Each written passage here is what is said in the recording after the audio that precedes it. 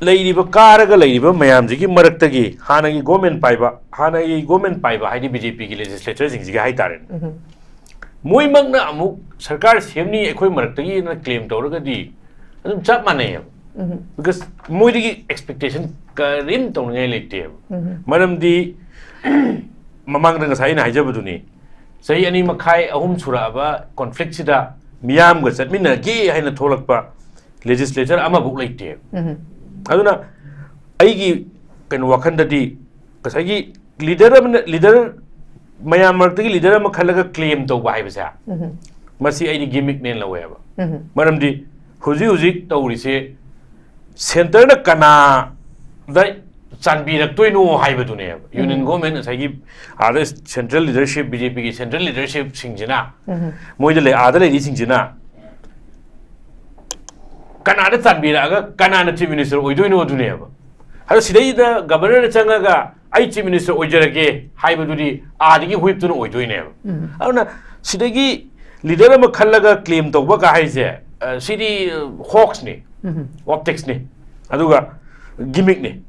Center ne handpicked over to never, and adding a queen and I, my man, and I is it. Aduna true. Delhi the Naleta Delhi the Chilis. Hanaki CM Birin, Delhi the Paisan Grey. Adiki Hiroki Radisham, Delhi the Paisan Grey.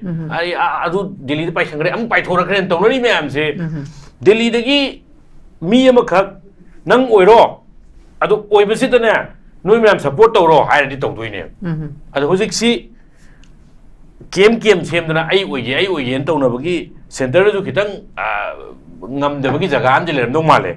I want the same guy, I don't the same among them, Nilo Javina. And the Hojiti Hanagi Ledamba Hajabatarequa. Magi Emilis in Kuyanagi, same with Ramana High, Mamangi Assembly, Hadaki Senator Mamangi to that. BJP Emily Kuntrani to PO. I Sanalay back on Tokyo. Yes. Could you contract to Inatina? Absolute majority Pangaga lady never. Congress ki MLA Mangas in a Tabata Yankai Mangadi government supporter in there, Matamuda. Ado Sarkar Kai is a Kamai Kaino. Adu say the popular Oiba majority government, same Gumdrisa. See, question at all woman. Aduga Hanigi, Hujujuk lady, Hujujuk Karaga. Suspended animation or President Makar lady MLA sing Pam Tadu and Tadukana lady sing sa. Moidi Karinta Queen expect on elite. But the assembly session book Kauraga, a so Luraba Tanzazi, the assembly session Kaudana Mohana the Wazabo Kangune. Assembly session the Manipurgi Oiba issue Asuk Tina Mayam, the Ha Karla Mata. Come thing one other time, the assembly session Kauraga, assembly the Yam concrete Oiba, Yam the Mayek Shengba. Resolution center the Tabangam Daba assembly the assembly members in there. I walk under the Matang the Halakam talk to Lozeo. Aduga, who use it lady presidency, condition the fresh mandate is required. Fresh mandate. Go and see Pura Tukaraga, assembly Pura dissolved Oraga. Anova mandate Amaka, Puarisida, Lehogo mandate Amandarkale in Lozeo, Tangai Patan. I don't know who's using leader Kalaga claim to work. I have the Taza Party. Maralax again. Quiggy Laybak Amagi, law and order, Nak Piracy, Quiggy Labor, Quiggy Langaki, a job with Totang, near to Wako. President rule later, President ruler, when he must see home in Makada Labany. Low shing over the Quiggy Ashok upon Tokshela Abba. See, have the one-sided or in a ying, but not the legal Heidi Puna neutralized when a ying, what the legal point of view the Ujatan Center Kumar Masi Kari Kari to way I come ying by Anton. I user put on the arm. I apologize to the then I personally later. Okay. India see or Manipur see India Makara democracy set up by the government of Makara, lady. The legislature Singjana law singsi passed away.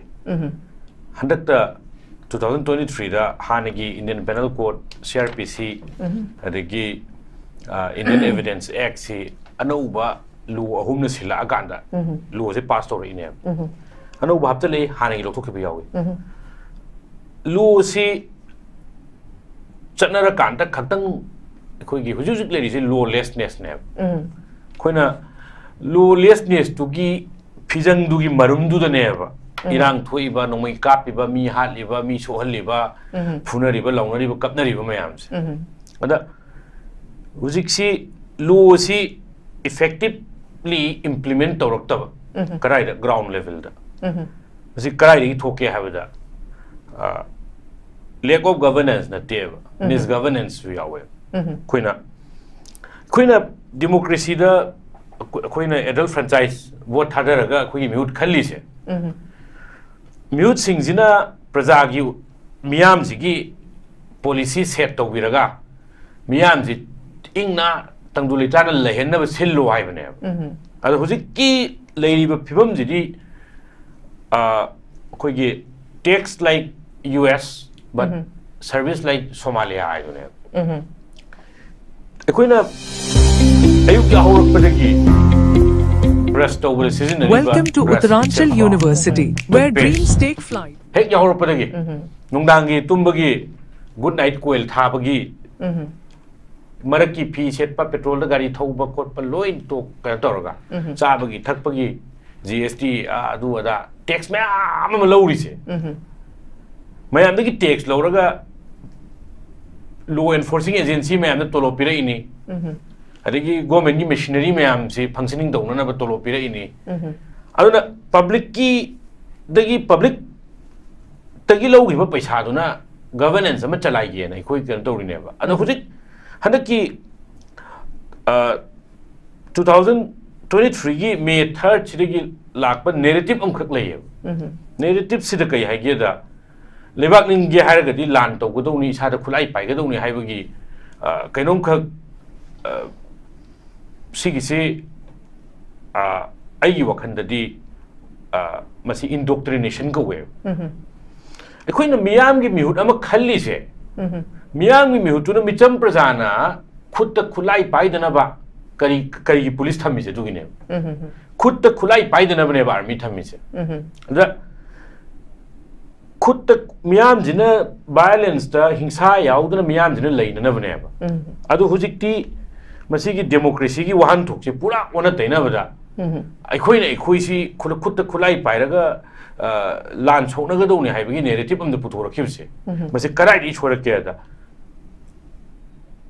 governance ki total failure ne moina thadaba bibanga maktab gi ne sai khun ngak pathok lai ba adi akoi gi chinau mayam magi manung da di mama lai bang nungsibagi ai gi manipur si kai gi ba yaroi haibagi nungsibaduna maram oiraga tholak pane ado moi tholai je kari gin when state force da 30-40,000 in lerangani paramilitary force adu da haraga phanam lerangani khoi manipur ai exact data adu khangjatre adu gi marak sida manipur se amuk sung yenga ganda armed forces special power act na dana prithvi gi mafam mayam se loi punjal lagi yeng bada yam khwaidagi militarized oiba zone ne ekhoi se ada highly militarized oiba zone amada nongoi kapning matam da kapa mi haning matam da hatpagi phibam amda ga thamai se masi governance se sunglai letre habne law si paper da khak leiba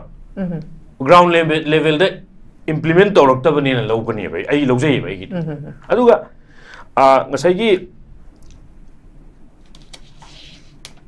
tampak ta di lawlessness ki feature am khak urai je May 23rd ki May gi 2023 gi May gi swai jaga ni khatane koina lawlessness khara ui hai si but hills study koina uksi ukhlai je koi re maram de highway gi tax lawrak pada driver gari indare blockade tawgre adagi driver phuri e driver kidnap tawgre phagre hat kre hai bade koi dum koi ai ne angoi angang ne tara la aduna ching da lo le tabse machi matam chana check to hold the adugi mahi name queen as charis.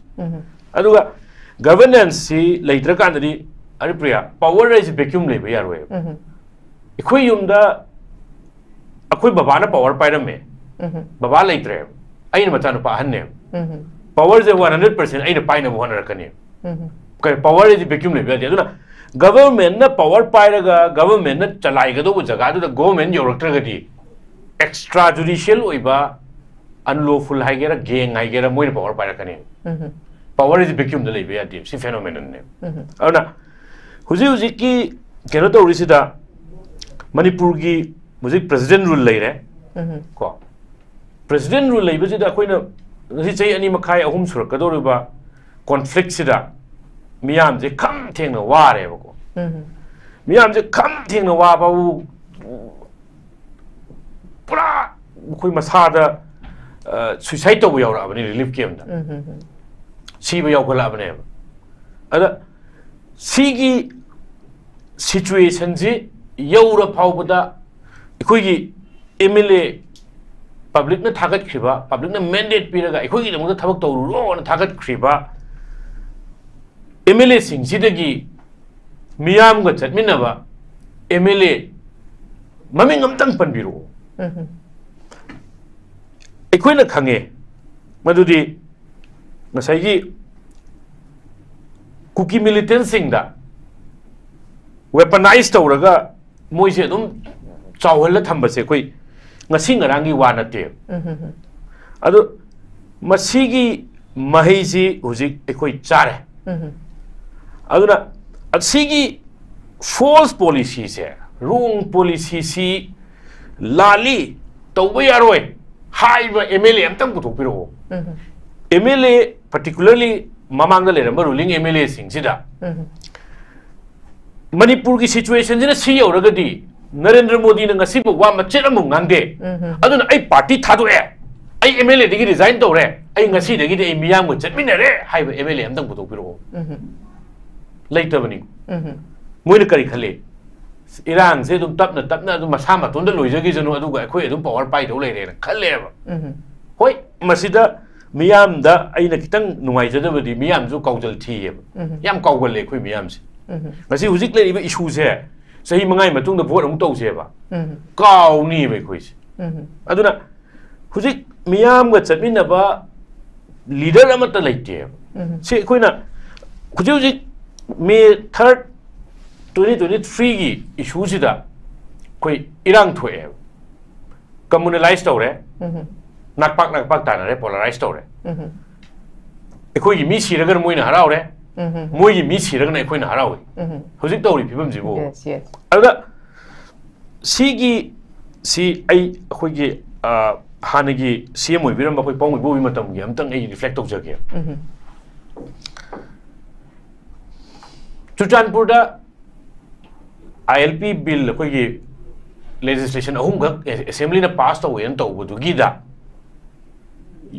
asom da nuaita na Chuchanpur gi miyam na nuaiti moi pen da bakara leire na to duna yum mai chai koi gi MLA oi ba mi yum cha mai chak tana adigi mi tara trama to tain to si dana to we adugi poto policy chumna yang aganda di governance lay hai ul aganda di kamai together communalized oi gi adum government ga hesitate to riba kangu du gi marak to oi that doesn't become mitai na matam ILP pa me akoi tribal chino masina moina pam di na haire ada ILP pam ban ta pam da ani marak ta khana han gi di government na marak ta kusan gi role am law we wai na dana bagi aduga Masi adum government versus masai people of that reason adum oi here pawi bubi matamda aduga ani subagi episode so khoi innocent I am gi thungaleng mui ba changak pagi issue da changakani changoi en tawgi issue sida PC ram matamdi home minister union home minister na changan gadau ni haiba sida changan ai di changan loi en tawna bagi rang sida khoi mau da hesitation da yam nungai ta ba thodok da lei hi da ba mi lei adu da su Maitai na thing money high giddy or Nagana Tanga to when the Maitai thing when I Maitai Naga class 1 giddy. What's a curry, you know? far sighted with a vision the yaw am a darkar lay other queen a sigi situations being bio may third tagi popular government am lay popular government has elected government hajar tareko miam the kanba mute ching the absolute majority fang the government am lay already to the governance pura fail helaga issues out to alaga no to the May 3rd ki chile the cookie militants in moi tribal solidarity rally na particularly to Chanpur chat passing chat pagi release da koi miyam loi khang ure video clip photo clip loi le nong mai pai daga related pa yaw re madudai du da 144 chalai daga leiba matam ne ba CRPC gi 144 chalai daga leiba matam si da curfew adugi leina really chale nongwe yaw chale ngasi phawba district administration gi karamba officer the accountability and transparency mang fixed tawrage tawde numitu da law and order nongwe pai yaw bu pharam mo ba pulam mo ba ngasi gi ayo ma thoi se sigi scale ji da tho oye aduga nongmai kapaga yauma nongmai pagka kapaga makoi gi oiba demand ama phangni na hairagadi madu they are in fool's paradise chok phangoi maramdi nongmai he kapaga nongmai lising ama kapaga budo nak mai kai salai khang de kapa kanda magi demand phangni hairagadi hujik India da talaga leiba demand mayam leiba borolon gi demand lei Gurkhaland demand lei even South Nagaland gi demand Greater Nagaland gi demand lei riba koi Manipur da hairaga na masi cookie militants jing no hujik tawri ba mong sida nongmai kapaga phangni hairaga di nongmai loi leisanaraga kapnarakani ama hek piru da atai su nongmai loi kap kairakani ba si India government ju khangam bani khangam ju thoe aduna ujiki wariba situation jida aina khanjabadadi pipe dream oina oiroido dream oina leini na khanjai okay thank you very much Raja ai Raja Chandra Kumar na kalamaromda hojiksi akoi president rule leiraga su khoigi BJP gi majority oraga su lei khoigi leader ma claim hana tawba ngamdaba leader se claim sida leire ha se claim tawba ngamdrabanina popular government si masu dumak chemba ngamdana leiba ngasagi 163 gi matung ina claim tarokanda 164 da hari ba khoi gi leibak mas gi leader ma koi popular government ama semgadabse masina maram oirakanda miyam na su dumak apprehension leiba Manipur su ta seng namak ngasagi cookie gi makhoi tara do yaw dana leibak se semagana amu bifurcate tawkurakanda ta seng namak Manipur si ani thok torabra haibagi apprehension su miyam da leiba sigi matang sida Oja Chandra Kumar gi moti kari kamaina habidi koi leiba phibam sida koi miyam na dum president rule ama lakpa matamda neutrality khara lakadra ahong khara lakadra law and order pagalakadra habigi thajabadi leiru madugi beyond expectation pura la abani sigi matang da Oja Chandra Kumar gi moti kari kamaina thambini ngam president rule lak baje February de orongoni mane traund February mamang bok di government am leiram mine koine yengba yabji post president rule ama pre president rule ge stage ama ada president rule lak tringai de leiram mi sha koige hanagi CM obiramba koige nongthom biren singi government ne nongthom biren singi government si leiringai da karamba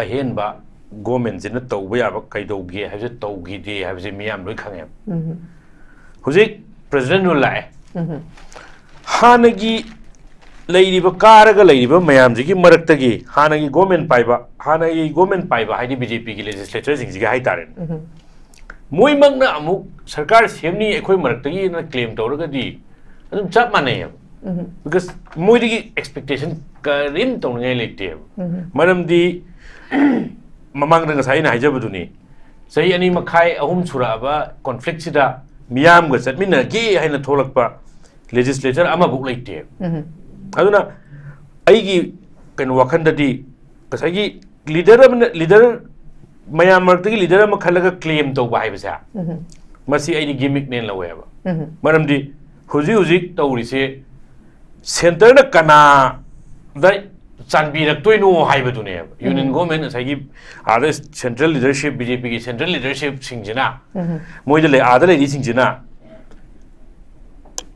kana da chanbiraga kana na chief minister oidoino dune ba hada sidai da governor changaga ai chief minister oijarage haibadudi adigi huiptuna oidoine aduna sidagi leader ma khallaga claim tawba ka haise sidi hawks ne optics ne aduga gimmick ne center ne handpick tawbudune ba ngana ding akoina ngai moi mayam jang ngai ri se aduna natro Delhi da ngai ta Delhi da cheli se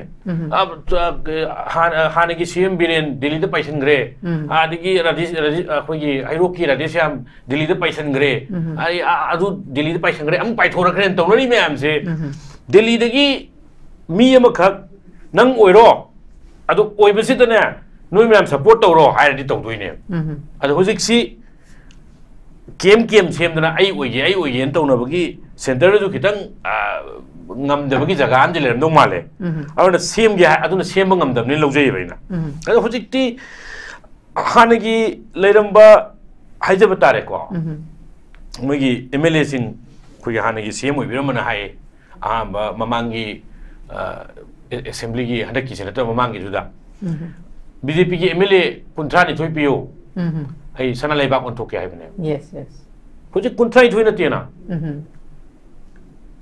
hojik absolute majority phangaga leirine ba congress ki MLA manga jena ta ba ta yangai manga di government support tawrine matam nu da adu sarkar kai je kamai kai no adu seida popular oiba majority government am sem ngamdri se si question achau ba mane aduga hanigi hujujik leiriba hujujik karaga suspended elimination to president makha leiriba MLA sing pham thadu ya da thadok tana leiri sing sa moide gi di karinta koina expect tawni ngai leite maramdi assembly session bo kauraga asop luraba tanja ji da assembly session kaudana bo hona ba wajaba kangune assembly session da manipur gi oiba issue asop thina mayam ja ha karla matha kam theng na wana ba timing ji do assembly session kauraga assembly da yamna concrete oiba yamna mayek chengba resolution ama center da thaba ngamdaba assembly assembly gi members sing ja ai wakhan da di mathang da di halakam thokte lojey aduga hujujik leiri president condition ji da di fresh mandate is required fresh mandate government si pura thugairaga assembly ji pura dissolve tawraga anauba mandate amakha puwari sida lehogado mandate ama darkar lei lojey tangai phajan aduna hujujik